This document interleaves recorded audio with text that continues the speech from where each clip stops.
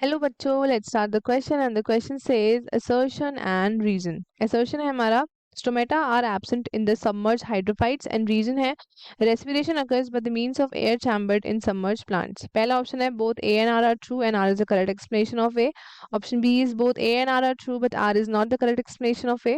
Option C is A is true but R is false. Option D, A is false but R is true, and option E is both A and R are false.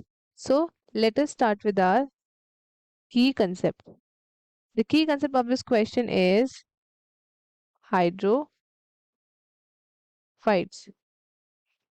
Hydrophytes जो होते हैं आपके कुछ ही aquatic plants होते हैं जिनमें आपका stomata present होता है। और हाइड्रोफाइट्स कौन से होते हैं? जो आपके पानी में रहते हैं, जो जो पानी के अंदर रहते हैं। For example we have water ferns. So कुछ ही हाइड्रोफाइट्स के पास स्टोमेटा होता है। एंड ये जो आपके सबमर्ज होते हैं ना, एक्वेटिक प्लांट्स जो सबमर्ज होता है मतलब बिल्कुल डूबे हुए होते हैं, they do not have stomata.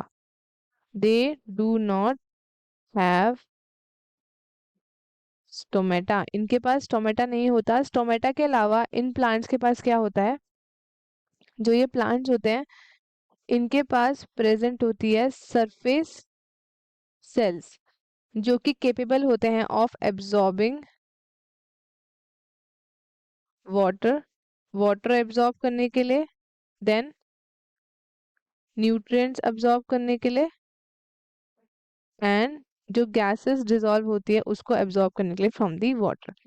अब जो ये सबमर्ज लीव्स होती है एक्वेटिक प्लांट्स की, ये आपकी होती है एस्टोमेटिक। स्टोमेटा या तो आइदर एब्सेंट होता है या फिर वेस्टिजियल होता है। सो हाइड्रोफाइट्स क्या होते हैं? हाइड्रोफाइट्स आपके एक्वेटिक प्लांट्स होते हैं जो या आपको फ्लोटिंग हो गए या फिर फुल्ली सबमर्ज होते हैं पानी के अंदर।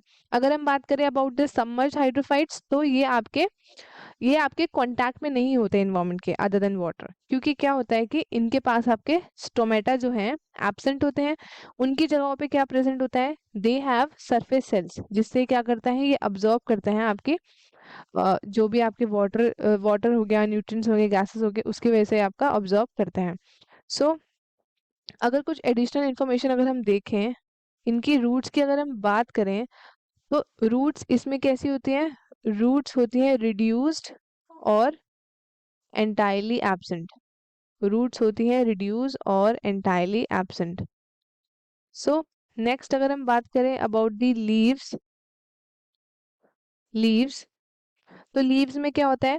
Floating leaves are present. इसमें कैसी लीव्स होती हैं? Floating leaves are present in partially submerged plants, जो पार्शियली सबमर्ज्ड हैं उनमें। और अगर हम बात करें अबाउट स्टेम्स, तो स्टेम्स आपके कैसे होते हैं? इसमें इसमें आपका एरेनकाइमा और लार्ज एयर सैक्स प्रेजेंट होता है, जिससे मेंटेन करता है buoyancy of floating plants. So roots में क्या पड़ा? रूट्स आपके रिड्यूस होती है फिर एंटायरली एब्सेंट होती है।